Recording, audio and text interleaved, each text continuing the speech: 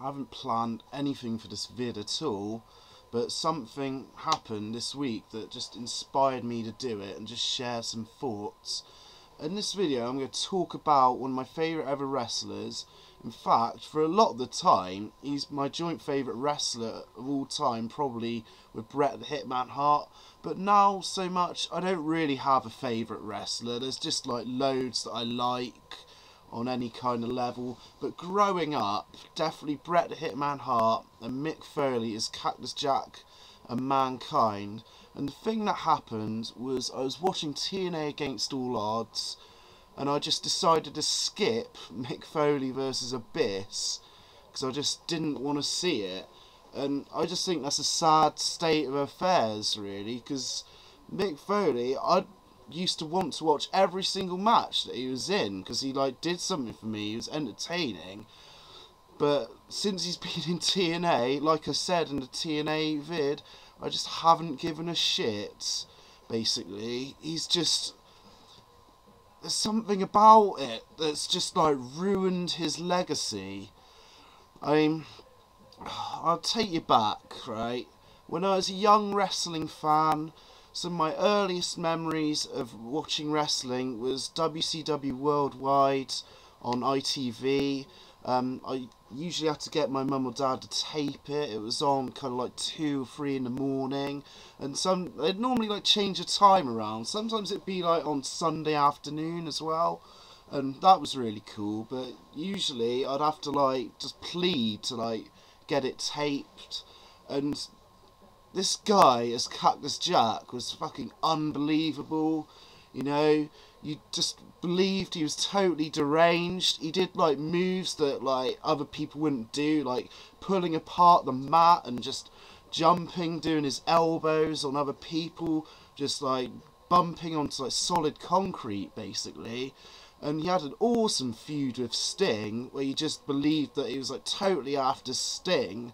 And you also had Abdullah the Butcher there to back him up, and I thought this is one of the greatest pairing of deranged heels there ever was, probably.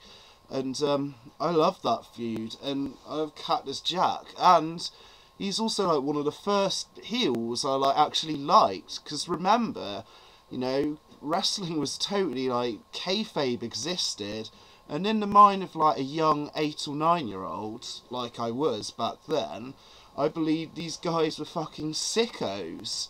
You know, I totally brought wrestling back then, you could probably tell. I mean, I'm not ashamed to admit it. It's great. But yeah, I had a bit of a break off of wrestling as I was growing up. Then I was getting back into it again around 95, 96. Brought a few magazines, started to buy Power Slam, and I saw that he was in WWF as Mankind. And then he just brought his style, but with a slightly different slant as Mankind. And at first, I couldn't believe that he had to change his character.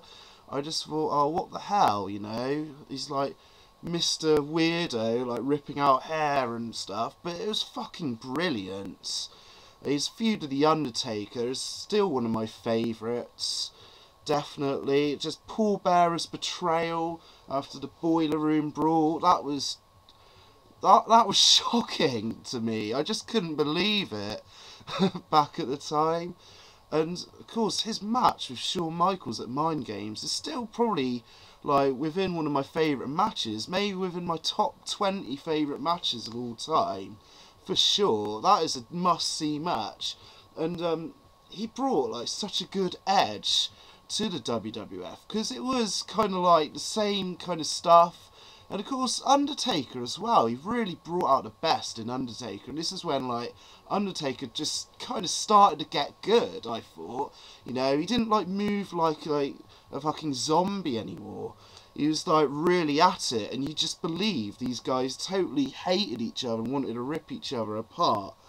And it was fucking amazing, and just my joy to see him eventually climb up and win the WWF title was brilliant. Sure, there was bits when he was just all kind of cutesy with Mankind character, which I just wasn't really as into as much, you know, the have a nice day kind of stuff. But even so, I still enjoyed watching this guy wrestle and be around wrestling. He was brilliant. And after he kind of semi-retired in year 2000, you know, he was used sparingly. I mean, his role as commissioner wasn't the best thing, but I still got a kick out of him. And his first 2 books are brilliant. Yeah, and of course, like, later I saw his match against Randy Orton, and this made me believe he still has it, and of course his match against Edge as well. Just great stuff. He was used sparingly. He's had good build-ups to these matches, and they meant something. That's the key thing. They meant something. Mick Foley knew what he was getting into, and they meant something. And I read the Hardcore Diaries last year, and while there was some interesting stuff in it, it just made me think, oh, you know, I think you think a bit too much of yourself there, Mick, and stuff. There's just a lot of, like, pushing the do-gooder vibe, and I just wasn't into that. But yeah, like, this isn't really about that. I'm just, like, talking through what I've thought about Mick Foley as time goes on. But yeah, on to him being in TNA. To be honest, I can't even remember what his first thing was in TNA. Oh, it was something like he came in as some fucking shareholder. Now, if you've read his books, you know that he's like Mr. like scrimp and save. You know that, like, you can't buy this shit, you know? It's just mind-boggling.